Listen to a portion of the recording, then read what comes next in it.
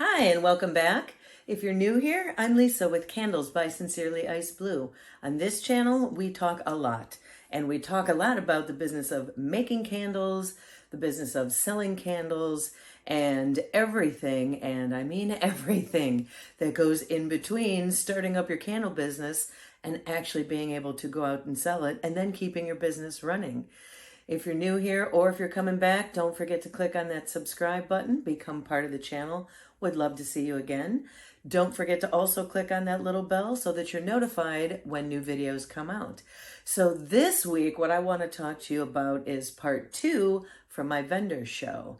And if you watched my last video, you saw just about a little 6-minute clip of a local vendor show that my neighborhood put on.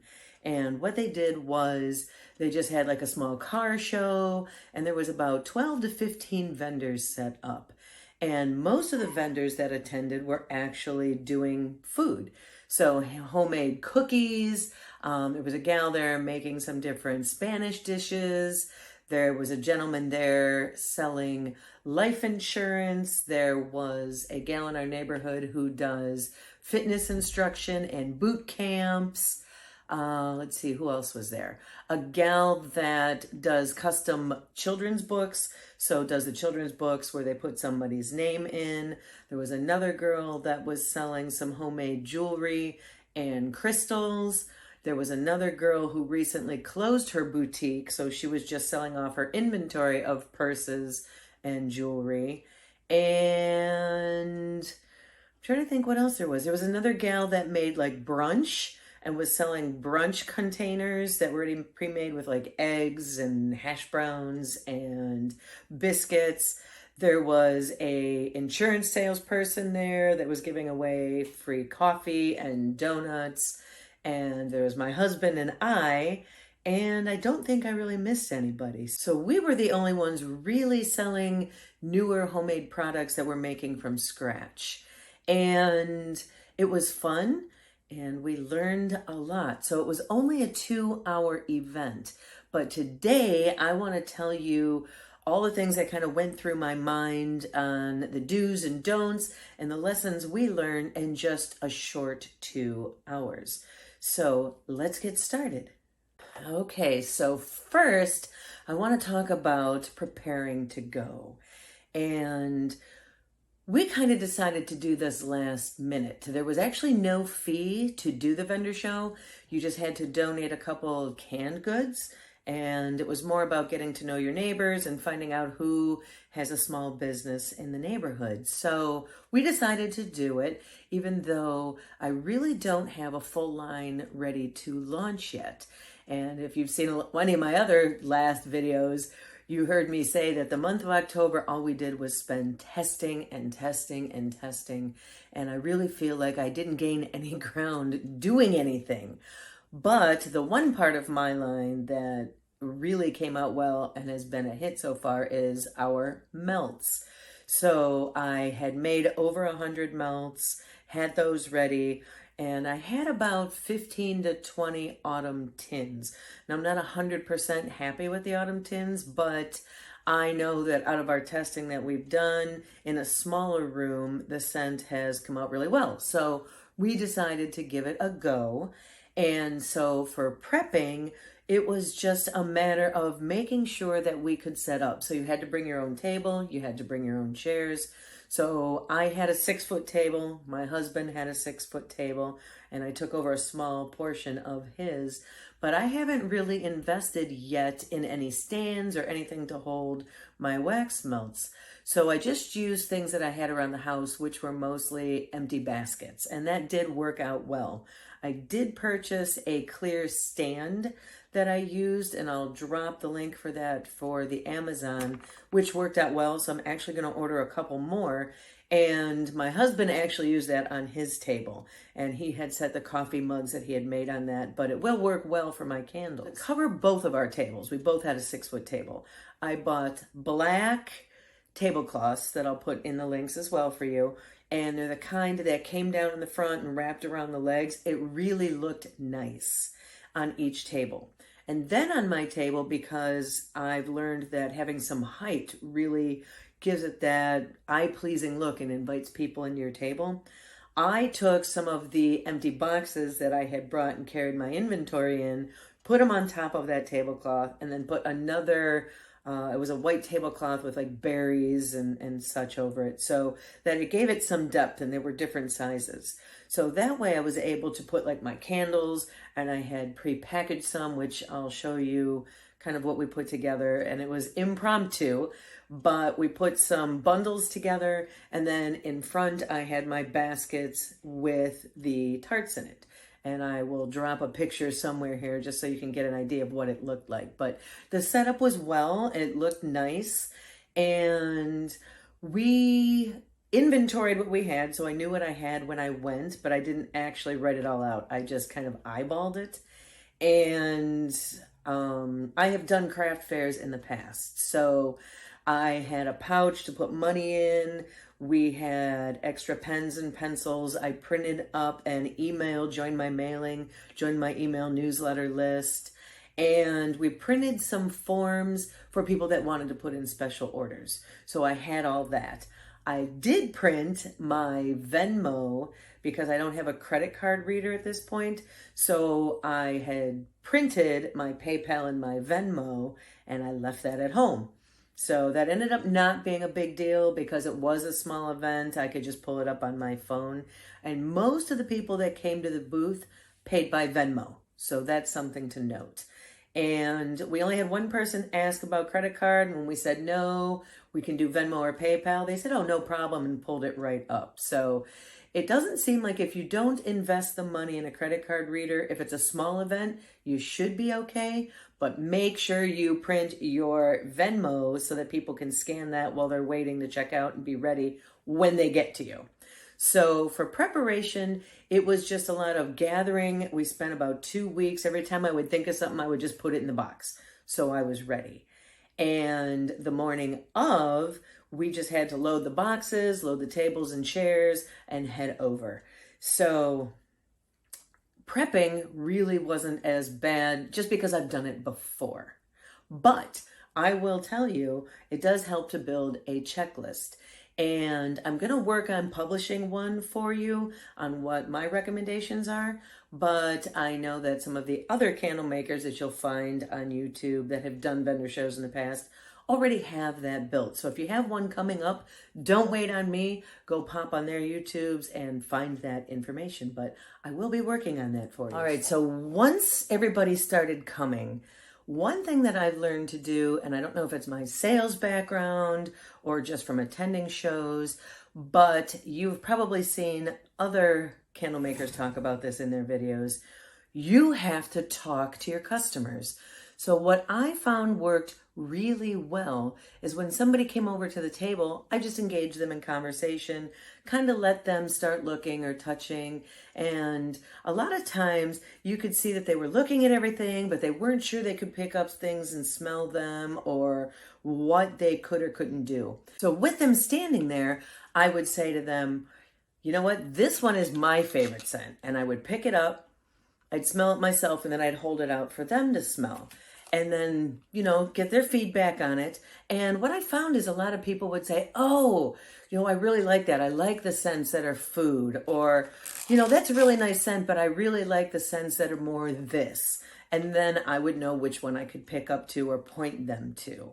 And I would say, oh, you know, this one's my favorite, or that one's my husband's favorite, or these two do well, you know, together.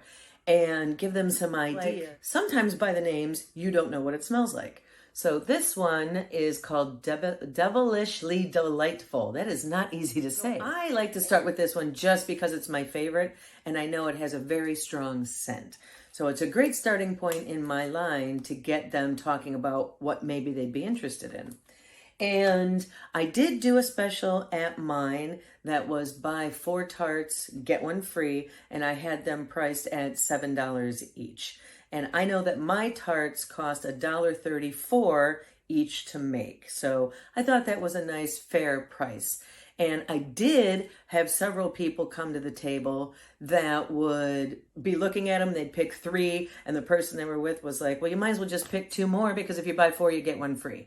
So I did sell 2 of those bundles. Another thing I put together, another bundle, was I bought these wax melters at dollar store. So they were $1.25, and I had 10 of the different fall colors. So I had orange, green, a dark orange, and a maroon.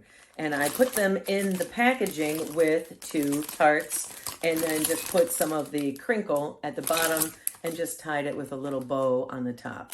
And I offered these for $12. So remember, each melt cost me $1.34 to make, and the wax melter is $1.25. So that was a good price for that bundle. And I did sell 2 of those at the show. The next package I put together is my candle bundled with 2 wax melts. And I did the same thing. I packaged it in the bag with the crinkle cuts. I had the bow on the top, and then I just fit nicely with 1 candle and then 1 melt on top and 1 on the side. And so for this bundle, it was 2 of the autumn favorites for the wax melts and an autumn candle. And I also had those scents out and available so that if somebody wanted to smell them, they could. And I had it so that, let's say somebody wanted to buy a candle with 2 wax melts but didn't necessarily want the prepackaged, I still offered it at the same price. So I offered that at $20 total. I don't remember the number off the top of my head, but I believe that the candle in the tin costs between $3 and $4 to make. So it would be $6 total. If you multiply that by 4, you'd be looking at about $24. So I did offer a little bit of a discount on that. I did sell 1 of those. The next thing I also prepackaged is my fire starters. And I do have a video about making the fire starters, and the fire starters are made with my leftover wax.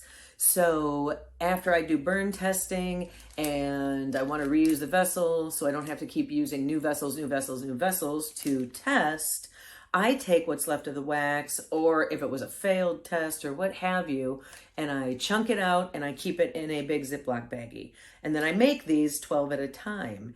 And what I did is I bought a little autumn tin also at the dollar store for $1.25. So this one just says "Be Thankful," and it holds 3 of my melts, and you can kind of see one on the top there. And I offered this for $8. Could have probably offered a little more for this, but I live in Texas. We don't necessarily do bonfires as often as you might if you were in Ohio or somewhere that's cold right now. But I can tell you, I did sell 1 of these, and everybody liked them, but a lot of people were still like, it's 80 degrees out. We're not going to be lighting any bonfires soon. So I'm hoping as the weather gets colder, I'll be able to offer these in the neighborhood. So one other thing I did have on my table was some tea lights, and I had a pack of, they're 0.65 ounces. They're a little bit larger of a tea light. And I did have 5 or 6 packs of these on the table as well in a pumpkin scent. And I did not sell any of those, but I am pleased with how the packaging came out. All in all, I did okay. We ended up doing about $100 in candles on site at the event, which again was only 2 hours, and really it was more like an hour and a half. And everybody that came to the table and smelled the product did end up buying something. Now, I did have one of those wax melters that I showed you burning one of my fall scents, and you could smell it everywhere in the area. And I had it burning with one of the tea lights that I made, and everybody kept coming over and saying, "Oh my gosh, your area smells so good. I had to come over and see what you're selling." And I did end up taking an order from a neighbor for a candle. And I also extended the special later that afternoon to the other residents in the neighborhood that didn't make it to the event. So I just went back to the event page. I posted that for this weekend only, here's the specials I had. I would take orders and deliver them. And I did end up with 2 orders for wax melts and delivered those along with the special order I had for the candle. So I also then, I ordered off of Amazon, and I have this in the link for you as well. It's just a plain thank you bag. It's a nice royal blue. Now this bag is also offered in white, and it worked beautifully. I had some wrapping paper, or tissue paper I should say, so whenever anybody ordered anything, I could just wrap it up really nice and put it in this bag. I also offered this bag to other people as they would walk by if they had handfuls of cookies and such, because in the bags I was also able to put my business card. And the business cards, I recently just started working on my branding for Sincerely Ice Blue. And I had started and I've changed it about 5 times. I have it almost the way I want it. I just want to work on that blue background a little bit. But I'm using CANVA, and I was using Avery, and I was trying another different product, and CANVA has just worked out fabulously. And it was recommended to me through one of the candle forums, so I fell in love with it. I have designed my YouTube, my Facebook, my Insta, my business cards, the banners for all those social medias, the banners, the business cards, my videos, like the one I'm doing right now will be edited on Canva. And I also started my husband's logos as well. So eventually I'm going to get around to doing a video about branding, and I will show you what he had. It was literally just black letters that were all blocky that said Sharp Trooper Creations and a Stormtrooper helmet. And I looked at him and I said, no. And I threw this together for him in about 5 minutes. But he loves it, and I only have to do a couple little tweaks on it. So we had business cards at the event, which we had in a basket up front, and I had behind the table to make sure was in every thank you bag. And we also printed some banners out of paper, just on 11 by 17, and we taped those to the tablecloth, and it did hold. So if you're doing an event, you don't have an official banner printed on vinyl or something nice that can stand up yet, you can print it on just the plain old paper, and we taped it to the front. You could see it, you know, from a couple booths away, and it held up nicely. And this was even outside, and it's humid here. So just so you know that does hold up. So the big takeaways from our little 2-hour event is be prepared, even though it was just a small event. And don't worry that maybe you don't have a ton of inventory. And don't worry that maybe you're not the salesperson, because it was really more about just talking with the neighbors, just talking about what I liked about what my line is. A couple people asked, you know, how did you get started? Are you doing this as your full-time job now? We also had a lady that came with her husband. He does catering for a sports team. And they were talking to us about maybe doing some different branding for them. And my husband and I are going to be working on hopefully something for them where maybe we're doing a logo on a coffee mug and then putting a candle in the mug for them that they can then wrap. So there's a lot of things that maybe you don't even know you can make or have an interest in making until you start talking to people. And it's also a good way to find out if people like the scents that you're offering. So if you're just getting started, doing a small event makes sense. And I found that all the scents that I've made, I had positive feedback on all of it. So I didn't have anybody do the, I don't like that. Everybody loved them. Now, the only scents I really had were my autumn scents. I had 2 Christmas scents that I'm working on. And then I had 4 scents that I'm working on putting in a full line and offering year round. So mostly I just had the wax melts. And I was really nervous. I was really nervous that it wasn't enough. Somebody else was going to be there selling candles and I was going to look silly. That's what I thought.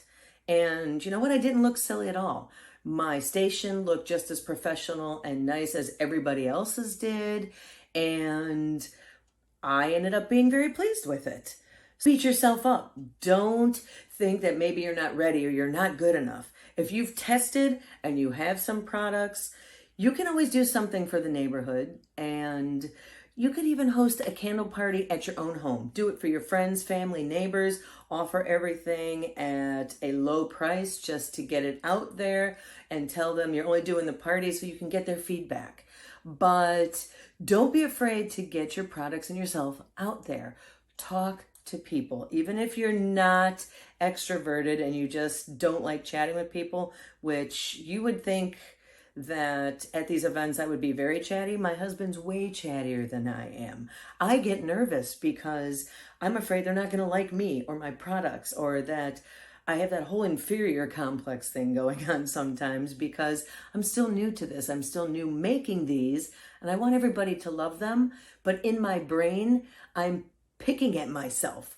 And it's kind of like when you're getting ready for a fancy party and you look in the mirror and your husband or significant other says, "Oh, you look beautiful." And you're like, "Oh," or what's our first response? "Oh, my hair didn't come out right," or "Oh, I feel fat," or whatever it is, right? I do the same thing with my candles. I'm looking at them and thinking, "Oh, if only I had gotten time to fix that blue background," or, "Yeah, I don't know, maybe I should have done this or could have done that or should have had this or could have done that." Don't do that to yourself. That's the biggest takeaway I got from this. And just be open to what's out there and just go for it. Because listen, you're doing this for a reason. You have come this far. So go for it. Go for it. Put it out there. Try it. What's the worst thing somebody's going to tell you? No? Okay. Find somebody else. Right? No different than people asking you to buy something and you're not interested. Do not take it personally. Just get out there and do it.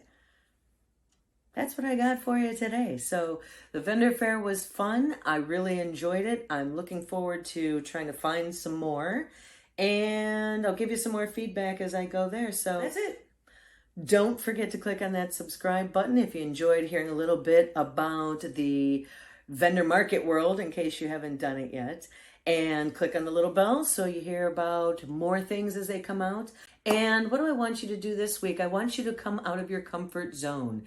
And I think I said this in one of my other videos, but I want you to do something in regards to your business, not your personal life, your business, your candle business that you're uncomfortable doing, even if it's something small. Approaching a family member to test a candle. If you've been doing this for a minute, go find a little boutique and take your candle samples to them and ask them to try you. See if you can start a discussion about getting a wholesale order out there. But whatever it is, don't take it personally if they tell you no, because this is their personal preference, or it could be their business or whatever. You don't know what's going on with them. Just take it for what it is as a no, but you tried it. So try something in your business life you haven't done yet and see how it goes. Let me know. Until next time, live your life out loud, and I will see you next time. Hopefully soon. Bye.